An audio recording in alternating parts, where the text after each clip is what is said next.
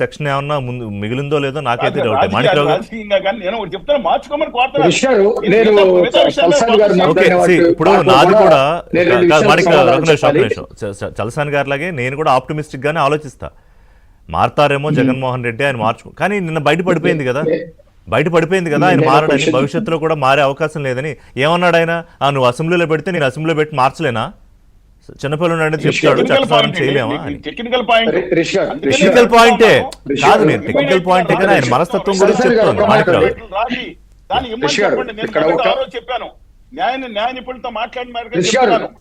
శ్రీనివాస్ గారు ఒక్క నిమిషం. మాణిక్రావు గారు నేను ఒకటి చెప్తానేనండి. వ్యక్తిగా చలసాని గారి అభిప్రాయాలు, నా అభిప్రాయాలు, మీ అభిప్రాయాలు, ఇంకొకరి అభిప్రాయాలు డిఫరెంట్ ఉంటాయి. పార్టీలుగా పార్టీ అభిప్రాయాలు ఉంటాయి, కానీ చట్టం, సభలు, ఈ అభిప్రాయాలు వేరు. రాష్ట్రం, చట్టం, జగన్మోహన్ రెడ్డి చట్టం, సభలు వేరు. సభల్లో ఒక నిర్ణయం తీసుకున్న తర్వాత దానికి చట్టం అయిన తర్వాత ఎవడూ కదిలించడానికి వ్యక్తిగత అభిప్రాయాలకి తావుండదు. నంబర్ 1. నంబర్ 2, జగన్ అంతకు ముందు సామాన్యమైనటువంటి వ్యక్తి. ప్రజలు ఏదో ఒక కారణం చేత ముఖ్యమంత్రిగా చేశారు. ముఖ్యమంత్రిగా చేసిన తర్వాత అతని మాటకి విలువ వచ్చింది, అతని మాటను కూడా గౌరవించారు. ముఖ్యమంత్రి స్థానంలో ఒక మాటకి విలువ ఇవ్వడు, మాటకి గౌరవం లేదు, ఆ వ్యక్తి చట్టసభల్లో మాట్లాడే వాటికి కూడా విలువ లేదు అని ప్రజలకు అర్థమైన తర్వాత అతని మాటలు పిచ్చోడు మాటలుగానే చూస్తారు.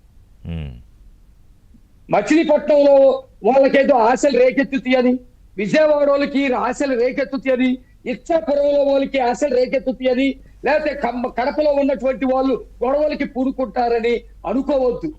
ప్రజలు విఘ్నులు.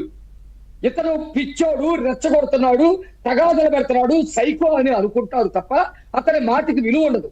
నంబర్ 1. చలసాని గారు ఒక విలువైనటువంటి మాట మాట్లాడారు, దానికి నేను సమాధానం చెప్పాలి. పార్లమెంట్ లో రేపు అతనికి అనుకూలమైనటువంటి వాళ్ళు వస్తే ఎట్లా వస్తారు? అంటే బీజేపీ ఉండదా ఆ రోజు? ఒకవేళ అనుకుందాం, కొంచెంసేపు ఆయన మేధావి కాబట్టి ఆలోచించాడు అనుకుందాం, బీజేపీ ఉండదా? బీజేపీకి కాంగ్రెస్ పడదు, బద్ధ శత్రుత్వం. కానీ ఈ బిల్లు విషయంలో రాష్ట్రంలో రాజధాని ఉండాలి, అది రాజ్యాంగపరమైనటువంటి హక్కు, ఇది భారత పార్లమెంట్ ఇచ్చేటువంటి హక్కు. కాంగ్రెస్ చెప్పేసి కాంగ్రెస్ సపోర్ట్ చేసింది కదా. తృణమూల్ కాంగ్రెస్ బీజేపీకి పడదు. ఒక్క నిమిషం, బీజేపీ, తృణమూల్ కాంగ్రెస్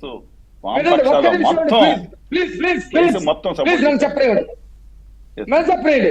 తృణమూల్ కాంగ్రెస్ చేసింది కదా, అన్నాడీఎంకే చేసింది కదా, ఎంతో కొంత అంతకాగే పక్కనుండే టిఆర్ఎస్ చేసింది కదా. ఈ పార్టీలు కాదని ఒకేసారి అట్టు తిరగబడినట్టు పాకిస్తాన్ నుంచి కూడా వస్తారా పార్లమెంట్ లోకి?